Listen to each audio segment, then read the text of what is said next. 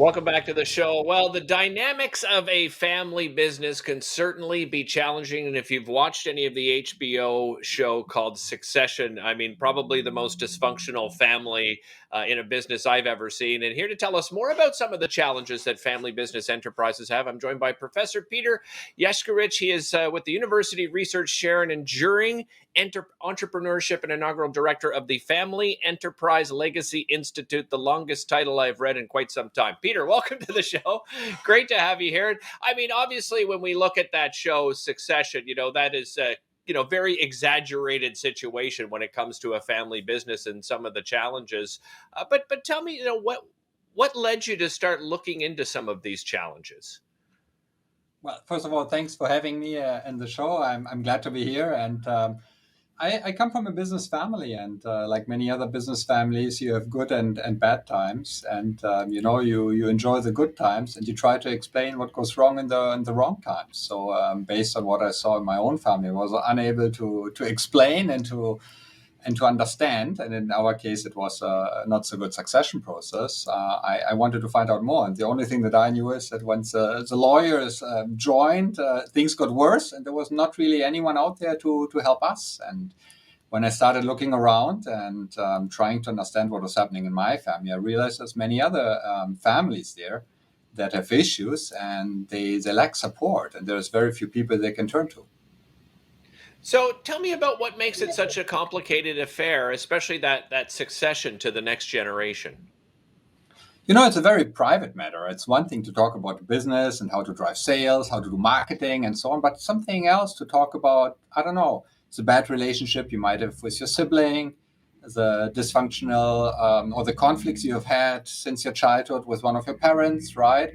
Or the fact that your child is, maybe very, very distant from you, or is maybe not so good at school, or has no interest whatsoever in coming back. So these are very, very private things that usually we don't like to bring our kind of dirty laundry, our problems to the public. Mhm. So whereas the average business person might ask for advice, bring in external help, it's something very, we don't want to share these things with outsiders. So many families are reluctant to ask for help or to look for help. Yeah. Peter, you've created the Family Enterprise Legacy Institute. Tell me about the institute and what the goal is.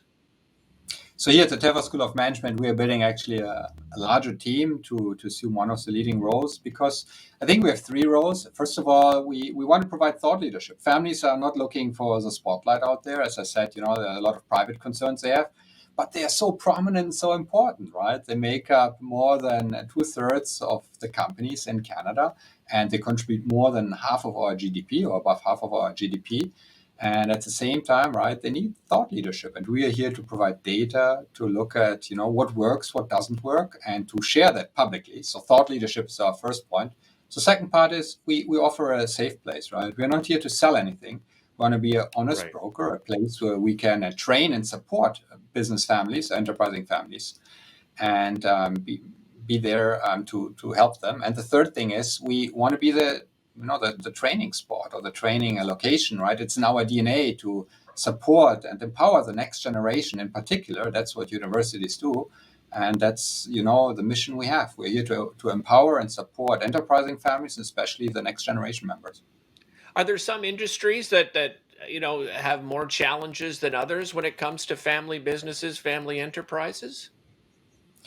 So I believe, every unhappy family is unique in its own challenges, but without a doubt, right, we have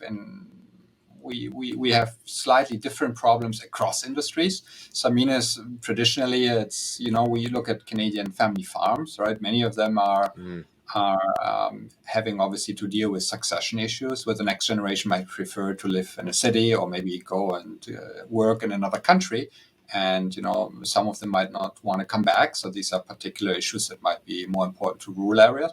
But we similarly have problems in larger companies, right? Where maybe the next generation prefers to work for Apple in Silicon Valley than to run a Right. $20 million tourism company in Montreal. You have co-authored a book that was recently published. Tell us a little bit about the book and where we can find it.